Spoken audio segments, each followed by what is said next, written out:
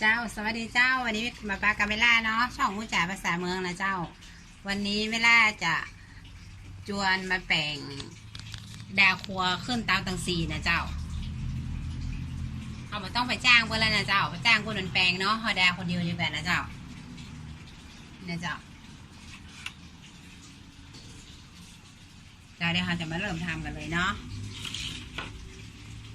ปกติเปิ้ลจะใช้ต้นกล้วยนี่นะเจ้ากับกล้วยนี่เนาะเป็นจะภาพแบบนี้นะเจ้า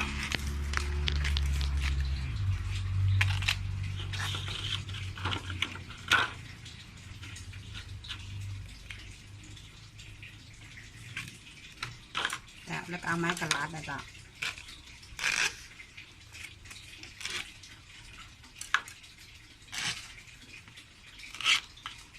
อันนี้คือสตวงนะเจ้าเป็นห้องว่าสตวงเนาะ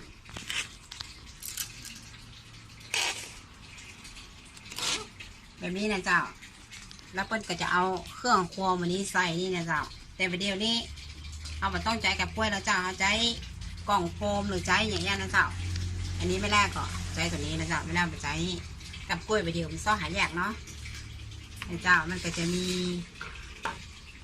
อันนี้ใบมะนุนนะเจ้าเปิ้ลห้องเครื่องสีเนาะทุกอย่างนี้เปิ้ลจะใส่4 อย่างหมดเลยนะเจ้าอันนี้ใบมะนุนเนาะ4อันนี้ใบโจก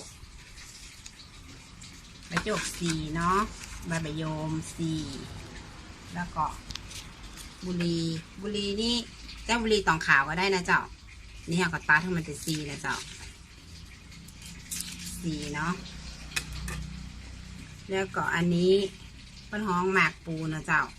หมากปูเนี่ยเจ้าวิธีทำมันจะเป็นอย่างนี้เนาะนี่เจ้า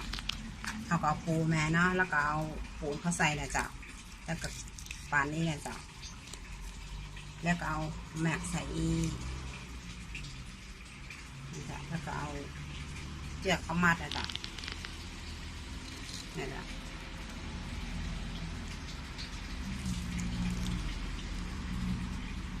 มันก็จะเป็นอย่างนี้นะเจ้าแล้วอันนี้เมี่ยง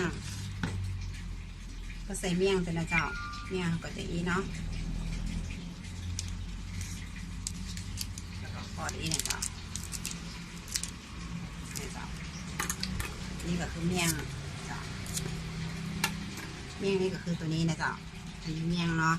เมี่ยงสีเนาะแล้วก็อ้อย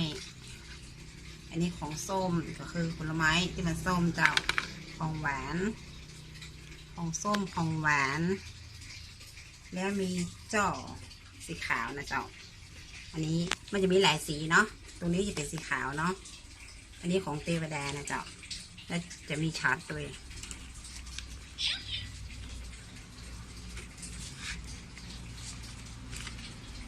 แล้วมีเตียน4 เล่มเจ้ามีมะพร้าวมีน้ำใส่ถุง4 ถุงมีขนมและมีข้าวนี่ก็แคบหมูนะเจ้าคือของกินเนาะอันนี้คือสับปะรดแล้วแต่เราจะใส่นะเจ้าก็ตอกกระดอกเนี่ยนะเจ้าอันนี้ก็ออกกระดาษเรียบร้อยแล้วเนาะเครื่องตาตองซีนี่มันจะมี6นะเจ้า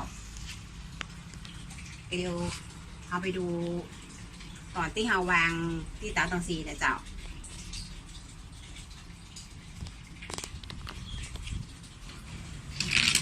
อันนี้เรามาเริ่มวางเลยเนาะเจ้าสีดำนะเจ้าสีเหลืองสีแดงอันนี้แล้วแต่คิดก็นะเจ้าแล้วแต่พ่ออาจารย์เนาะพ่ออาจารย์ก็จะเป็นคนจัดการนะเจ้าสีเขียวตัวบนนี่พิเศษนะเจ้าอันนี้เทวดาเนาะจะเพิ่มชาร์จไปนะเจ้าแล้วอันนี้พักไปธรณีนะเจ้าไว้ทั้งรูปเนาะนะเจ้าจะมีอยู่6 สตวงนะเจ้าแล้วอันนี้ขันพ่ออาจารย์เนาะจะมีข้าวตอกดอกไม้นะเจ้าน้ำข้าวมินสมปล่อยแล้วอันนี้ก็ซองบัตรจ่ายเขาก็เขียนชื่อนามสกุลแล้วคือเพิ่น ปุ้นแก้วแตนนะเจ้านะเจ้า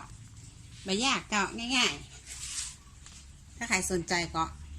ถ้าใครจะขึ้นเตาตังสี่ก็เอาไปทำนะเจ้าเปิดดูคลิปไม่แล่เนี่ยเนาะแล้วก็ก้อยทำก็ได้เจ้ามันไม่ยากเจ้า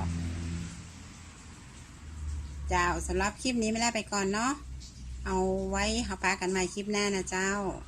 สวัสดีนะเจ้า